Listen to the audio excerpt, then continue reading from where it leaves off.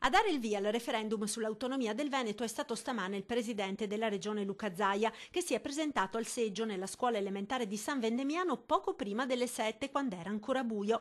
È stato il governatore il primo a votare, seguito dalla moglie Raffaella. Un po' più tardi a Treviso il sindaco Giovanni Manildo non è mancato l'appuntamento con le urne ed ha infilato la scheda nel seggio della scuola 1° maggio. I seggi per votare al referendum sull'autonomia del Veneto resteranno aperti questa sera fino alle 23. Sono 4.068.558 i veneti, compresi 330.000 residenti all'estero, che hanno diritto al voto. Ai cittadini si chiede di rispondere al quesito: vuoi che alla regione del Veneto vengano attribuite ulteriori forme e condizioni particolari di autonomia? Si vota fino alle 23, quindi inizierà lo spoglio per il conteggio dei sì, dei no e delle eventuali schede bianche o nulle.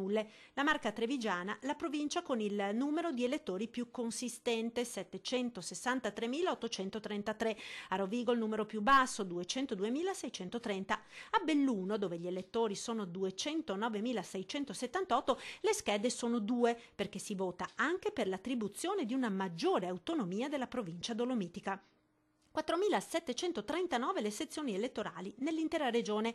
Per votare gli aventi diritto devono recarsi nel loro seggio abituale, quello indicato sulla scheda elettorale, ma trattandosi di un referendum consultivo non è necessario presentarla, basta esibire un documento di identità. Per questo motivo la scheda non viene timbrata. La prova del voto è una ricevuta appositamente stampata per questa consultazione, che avviene contemporaneamente a quella della Lombardia, ma che, a differenza della regione confinante, prevede un quorum di validità. In Veneto, infatti, deve recarsi alle urne il 50% più uno degli elettori.